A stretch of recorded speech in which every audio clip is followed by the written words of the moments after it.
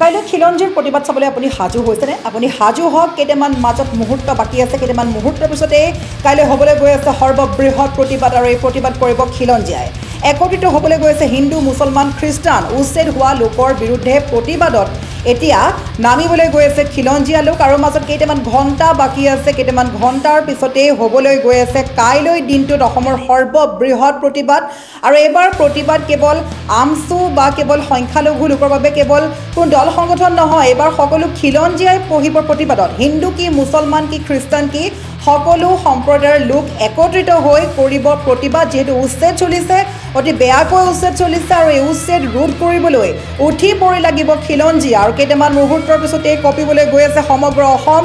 খিলঞ্জীয়াৰ গৰ্জনত কঁপিবলৈ গৈ আছে অসম। এবাৰ হিন্দু, মুছলমান, খ্ৰীষ্টান সকলো একত্ৰিত হৈ কেইটামান মুহূৰ্তৰ পিছতেই কাইলৈ পুৱাৰ ভাগৰ পৰা আপুনি সাজু হওক, বাতৰি মাধ্যমেৰে হওক বা সামাজিক মাধ্যমৰ জৰিয়তে হওক, আপুনি সাজু হওক এই খিলঞ্জীয়াৰ গৰ্জন চাবলৈ।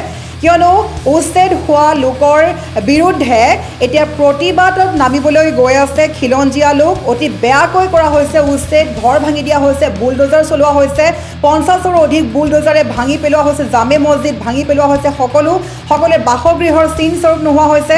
সেইবাবেই এতিয়া কেৱল আমছু নহয়, এতিয়া সমগ্ৰ অসম কঁপাবলৈ গৈ আছে খিলঞ্জীয়া লোকসকলে। হিন্দু, মুছলমান, খ্ৰীষ্টান সকলোৱে নামিব প্ৰতিবাদত। আৰু এই প্ৰতিবাদ চাবলৈ আপুনি সাজু হৈছেনে? এতিয়াই জনাওক, কমেণ্ট যোগে কমেণ্ট বক্স খোলা আছে। যদি আপুনি প্ৰতিবাদ চাবলৈ সাজু হৈছে, আপুনি মাথো কমেণ্ট কৰক যে আমি সাজু আছোঁ, আমি ৰেডি আছোঁ বুলি মাথো কমেণ্ট কৰক। কিয়নো কেইটামান মুহূৰ্ত বাকী আছে, কেইটামান ঘণ্টাৰ পিছত কঁপিবলৈ গৈ আছে খিলঞ্জীয়াৰ গৰ্জনত সমগ্ৰ অসম। আৰু সবিশেষ খবৰ লৈ আহিছোঁ কাইলৈ দিনটোত কি হ'বলৈ গৈ আছে। এতিয়াই চাওক এই বিশেষ খবৰ।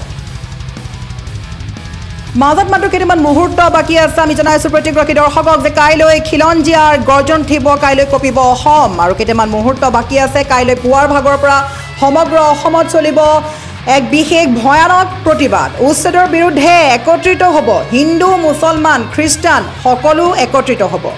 উচ্ছেদ বন্ধ কৰাৰ দাবী খিলঞ্জীয়াৰ। এতিয়া উচ্ছেদৰ বিৰুদ্ধে প্ৰতিবাদত নামিছে একাংশ খিলঞ্জীয়া। আমি বাৰে বাৰে কৈছোঁ, যিহেতু ৰাজ্যৰ চুকে কোণে চলি আছে উচ্ছেদ অভিযান। 50ৰো অধিক বুলডোজাৰে ভাঙি পেলোৱা হৈছে বাসগৃহ, ভাঙি পেলোৱা হৈছে মছজিদ ভাঙি পেলোৱাৰ পিছতে একাংশ মুছলমানে কান্দি উঠিছে। আৰু সেইসকল লোকৰ মাজত এতিয়া যি কান্দোনৰ ৰোল উঠিছে, সেই কান্দোনৰ ৰোল এতিয়া বন্ধ কৰিবলৈ সকলো খিলঞ্জীয়া এটা হোৱা পৰিলক্ষিত হৈছে। আৰু কেইটামান মুহূৰ্ত বাকী আছে। মাজ নিশাটো পাৰ কৰি পুৱতি নিশা আৰম্ভ হোৱাৰ মাত্ৰকে সাজু হওক, কাইলৈ বাতৰি মাধ্যমেৰে হওক বা কাইলৈ সামাজিক মাধ্যমৰ যিকোনো ভিডিঅ'ৰ জৰিয়তে হওক, আপুনি চাবলৈ সাজু হওক যে কাইলৈ খিলঞ্জীয়াৰ অতি ভয়ানক গৰ্জন হ'বলৈ গৈ আছে, কঁপিবলৈ গৈ আছে অসম। উচ্ছেদৰ বিৰুদ্ধে একত্ৰিত হ'ব হিন্দু, মুছলমান, খ্ৰীষ্টান সকলো। উচ্ছেদ বন্ধ কৰাৰ হুংকাৰ দিছে খিলঞ্জীয়া লোকে। চৰকাৰে অমানৱীয়, অগণতান্ত্ৰিক উচ্ছেদ কৰি আছে বুলি কৈছে। 1915 চনৰ পৰাই আমি আছোঁ, ইয়াত বসবাস কৰি আছোঁ। স্বাধীনতাৰ কালৰে পৰা আমাৰ ইয়াত মছজিদ, নামঘৰ, গীৰ্জা সকলো আছে। গাঁৱেই নহয়, ইয়াৰ বনাঞ্চলৰ ওপৰতো আমাৰ অধিকাৰ আছে। গতিকে আমাৰ ঠাইত কোনো পধ্যে উচ্ছেদ কৰিবলৈ দিয়া নহ'ব বুলি হুংকাৰ দিছে একাংশই। আৰু লগতে ক'ব লাগিব যে ৰাজপথৰ পৰাই চৰকাৰক প্ৰদান কৰিছে তীব্ৰ হুংকাৰ। আৰু এই হুংকাৰ কাইলৈ প্ৰতিপন্ন কৰিবলৈ গৈ আছে খিলঞ্জীয়া লোকসকলে। আমি বাৰে বাৰে কৈছোঁ, মাজত মাত্ৰ কেইটামান মুহূৰ্ত বাকী আছে। পুৱতি নিশা পাৰ হোৱাৰ মাত্ৰকে কাইলৈ পুৱাৰ ভাগতে এতিয়া আপোনালোক সাজু থাকক যে উচ্ছেদ যিহেতু চলি আছে, অতি ভয়ানক উচ্ছেদ চলি আছে। আৰু এই উচ্ছেদৰ বিৰুদ্ধে মাত পাতিবলৈ সাজু হৈছে, একত্ৰিত হৈছে হিন্দু, মুছলমান, খ্ৰীষ্টান সকলো লোক। তেওঁলোকৰ ঘৰ ভাঙি দিছে, উচ্ছেদ কৰিছে, বুলডোজাৰে ভাঙি পেলোৱা হৈছে ঘৰ। প্ৰশাসন 1700-1800 প্ৰশাসন আছে। প্ৰশাসনৰ লগতে বুলডোজাৰে অতি ভয়ানক পৰিস্থিতিৰ সন্মুখীন কৰিছে একাংশ লোকক। যাৰ বাবে এতিয়া খিলঞ্জীয়া লোকসকলে বাৰে বাৰে কৈছে যে আমি হুংকাৰ দিছোঁ যে কাইলৈ পুৱাৰ ভাগৰ পৰা নামিম প্ৰতিবাদত। আৰু এইবাৰ অকলশৰীয়া নহয় কোনো হিন্দু, অকলশৰীয়া নহয় কোনো মুছলমান, সকলো একত্ৰিত হ'ব। উচ্ছেদ হোৱা লোকৰ বিৰুদ্ধে এতিয়া একত্ৰিত হ'বলৈ গৈ আছে হিন্দু, মুছলমান, খ্ৰীষ্টান সকলোৱে কৈছে যে আমাৰ ঠাইত কোনো পধ্যে উচ্ছেদ কৰিবলৈ দিয়া নহ'ব। আৰু লগতে কৈছে যে গাঁৱে নহয়, ইয়াৰ বনাঞ্চলৰ ওপৰতো আমাৰ অধিকাৰ আছে বুলি কৈছে। স্বাধীনতাৰ কালৰে পৰা আমাৰ ইয়াত মছজিদ আছে, নামঘৰ আছে, গীৰ্জা আছে। গতিকে 1915 চনৰ পৰা আমি আছোঁ, বসবাস কৰি আছোঁ। গতিকে সেইসকল লোকৰ বিৰুদ্ধে চৰকাৰে অমানৱীয়, অগণতান্ত্ৰিক উচ্ছেদ কৰি আছে বুলি কৈছে। আৰু সেই উচ্ছেদ বন্ধ কৰাতে হুংকাৰ দিছে খিলঞ্জীয়া লোকসকলে।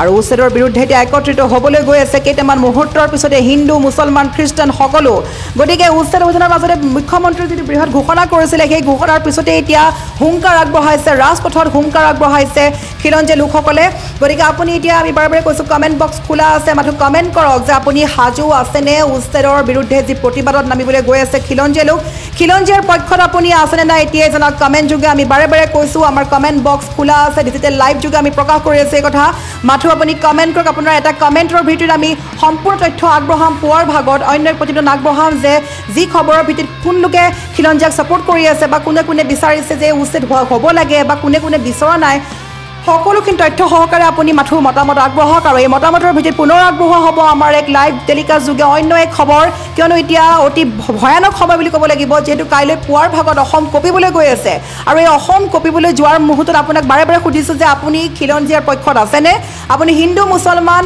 খ্ৰীষ্টান একত্ৰিত হোৱাটো বিচাৰেনে নে আপুনি বিচাৰিছে যে চৰকাৰে সকলো উচ্ছেদ কৰি যাব লাগে বুলডোজাৰে মছজিদ ভাঙি যাব লাগে মুঠৰ ওপৰত বসবাস ভাঙি সকলো চাৰখাৰ কৰিব লাগে আপুনি বিচাৰিছে কি যেহেতু আমি বাৰে বাৰে কৈছোঁ যে চৰকাৰে দাবী কৰিছে যে চৰকাৰৰ মাটি বেদখল কৰিছে আৰু বেদখলকাৰীৰ বিৰুদ্ধে ইতিমধ্যে গৰজি উঠিছে হিমন্ত বিশ্ব শৰ্মা চৰকাৰ কিন্তু হিমন্ত বিশ্ব শৰ্মাৰ চৰকাৰৰ বিৰুদ্ধে একত্ৰিত হ'বলৈ গৈ আছে হিন্দু মুছলমান খ্ৰীষ্টান সকলোৱে কৈছে যে উচ্ছেদ চলিবলৈ দিয়া নহ'ব উচ্ছেদ কোনোপধ্যে মানি লোৱা নহ'ব সেই হেতুকে কাইলৈ কেৱল আমচু নহয় এবাৰ সকলো দল সংগঠন নহয় এতিয়া খিলঞ্জীয়াসকল নামিব প্ৰতিবাদত আৰু এই প্ৰতিবাদ চাবলৈ আপুনি কিমান সাজু আছে বা কাক কাক আপুনি ছাপোৰ্ট কৰিব কাৰ পক্ষে মাতিব কাৰ বিপক্ষে যাব এতিয়াই জনাওক কমেণ্ট যোগে